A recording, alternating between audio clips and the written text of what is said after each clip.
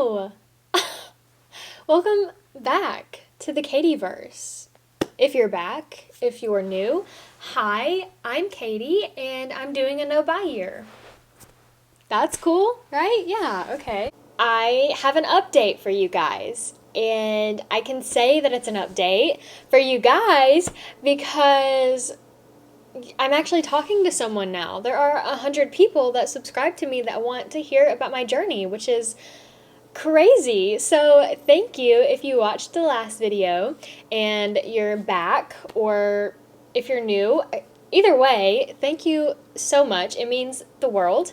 And yeah, I'm just gonna update you on how my January has been doing my no-buy year. We are actually in it now. We're not like just talking about it, planning it. We're actually in it, and I've spent a whole 30 days, at this point, videoing much more than 30 days. I am a little late, but let's talk about January.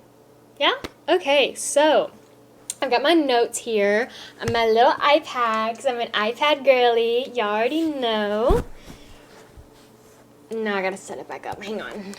Editor, cut that out. Okay. So if you're unfamiliar with what a no-buy year is or how it works, you can go watch my last video. Maybe that will give you a little bit of insight into what it is, but essentially I am not buying anything that I don't absolutely need for an entire year, just to fight inner shopping habits and consumerism. And if I'm saving a little bit of money in the process, then that is best case scenario, right? That's awesome. So down to the nitty gritty, what you actually came here for, how much have I spent? And honestly, I'm very impressed with the number. It was not a no buy January by any means. It was definitely a low buy January, but I think I did pretty good. So to break it down, last January of 2022, I spent around $1,000, not counting bills. So that's just like $1,000 on, I don't even know what at this point. Like, I can't even think about what I spent last January, which is crazy. And this January, I spent about $200 on things that are not bill related. So honestly, those numbers are a little bit insane, and until you do it and look back at it, you don't even like comprehend how much you're spending. So I basically have spent money on food and gifts. So my friend had her bridal shower and we spent that time together. It was like a little weekend thing, and I did end up spending money. We obviously split the cost of her meals and things, and I bought her gifts. So that was a little bit of a chunk, not too much. If you're watching this, girl, it's literally fine. But that does go into what I spent money on that I didn't need. But I already had that in my head to begin with. So I knew that that was going to be happening, that I was going to have to spend a little bit of money to celebrate my friend, which I am not mad about at all. I spent money to eat out one time. Me and my partner, we just wanted to, and so we did. But compared to the rest of my life, really, since I've had money, it's very good. I usually eat out like at least twice a week, like at least. So the fact that I was able to hold out and only eat out one time. I ate out more than that. Sometimes he paid and we ate out, but I paid once. So I spent money on that, and I didn't buy any new clothes, and I didn't buy coffee. I had a gift card left over. I think I talked about that in the last video, but I had a gift card left over from a friend that they gifted me. So I bought coffee a couple of times. I had coffee bought for me, which is really weird. I feel like I'm doing this to fight the consumerism, but I've never had more stuff bought for me than when I've started this. So if you're doing a no-buy year, definitely set boundaries with your friends. because they will just try to buy stuff for you, and that's like not the point. Like, love them, but that is not the point, you know? So, yeah, I've spent no money on coffee. I had some memberships that I paid for that I will continue to pay for that were in my rules. I can pay for those. So that added to the cost also. I didn't buy any new home things. I didn't buy any new tech products. And yeah, so I'm pretty proud of myself with where I've been in January. I saved $800 more compared to last January. Again, not counting bills or anything. This is just the amount of money that I spent on stuff that I didn't need. So, I don't know. To you, that may seem like a lot. To me, that seems like a lot, but maybe it doesn't seem like a lot. I don't know. It's different for everybody. So, yeah, that's exciting. That's the update. And I want to talk a little bit about how it's been going, because it's a little bit of a mental strain. And once your friends figure out that you are doing this for yourself or to save money or to, fight the power, then they get a little bit weird. They're like, can you go do this thing? And it's super nice. Like, do not get me wrong. It's so valuable to have friends that support you and they just want to be like accommodating to what you're doing. But it does kind of make you feel like a bit of an outcast, because they'll be like, I don't know if I can invite her to go do this thing or whatever. And I think that's just where communication comes in. You just have to set the boundary. And if it's important enough, such as the bridal shower I went to break the rules a little bit, then that's totally okay. And that's what I'm learning. There are times to really spend the money and splurge on yourself or others. And there are times where it's just not necessary and you're just doing it out of habit or out of like just some retail therapy. And yeah, we're fighting that this year, guys. We're fighting it, okay? It honestly has not been extremely hard for me to refrain from buying things. I think what this taught me is that I less have a problem with buying things and more so just never set the boundaries for myself.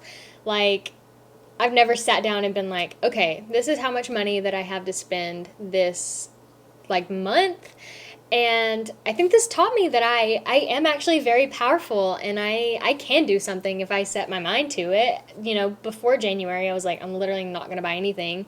And I haven't really. So, I mean, just setting a goal and overcoming the hardships that come with the goal and meeting the goal and figuring out how powerful that you are. It's just so amazing, and I definitely recommend it to anyone. I feel much more in tune with myself, and I know how much stronger I can be going forward when I try to make other financial boundaries or any kind of boundaries. Really, I think that this has helped me set regular friendship boundaries and relationship boundaries. Just being like, I can't go do this thing. I'm sorry. I love you, but I would love to go do this thing. Like, just the communication that it requires is amazing and freeing. And I'm probably saying amazing a million times, but it is amazing. Okay. The last thing I want to talk about is what I'll be changing going forward. And honestly, a lot of my rules are going to be the same, but I think I'll allot myself more experience money. And what I mean by that is going out to eat with my friends or going out to eat with my partner or just like events in general. I love being with people and I love social interaction, and that's really kind of cut me off from that, and I don't want that to happen. I don't want to sacrifice my social life, my friends, for my no buy year. but there will be a fine line that I cannot cross when doing that. I think I have to pick and choose what's really important to me and stick with that. I'm still going to continue not eating out by myself, not getting coffee by myself, not buying any new clothes because if there's one thing I've realized, I don't need the clothes, and really just be intentional with the money that I'm spending and the people that I'm spending it on. And also the way that I spend my time, because I spent so much time just walking around Target or walking around Walmart shopping when I didn't need anything. And then by the time I was halfway through the store, I'd be like, well, I guess I'll pick this up. Like, you don't need that. And so I've had a lot more time to get schoolwork done or to get regular work done or spend time with my friends and family. And so, yeah, I think that I'm learning that the no buy year is much deeper than what I thought in the beginning. And I'm learning so many lessons that I think are going to be very valuable to me coming in the future. I know this was the shortest little update ever, but I really wanted to come on here since I am gaining so many new friends, to update you about how January has been. I don't want to leave you just hanging, be like, no buy year, and then not talk to you for the entire year. This is definitely something I want to start doing more often. So if there's any particular questions that you guys have about a no buy year or life in general, I would love to chat about it, and I would love to keep doing videos like this pertaining to, money, or I really enjoy talking about work and school and all of that stuff. So if any of this resonates with you and you want to join the Katieverse, then that would be really amazing. And for all of you that have already subscribed, again, I literally can't get over the fact that 100 people subscribe to me. I feel like this is a tangent, but I feel so territorial over who I subscribe to on YouTube. And so when someone subscribes to me, I feel on top of the world. I still have notifications on for my Gmail. If you subscribe to me, it'll tell me who subscribed.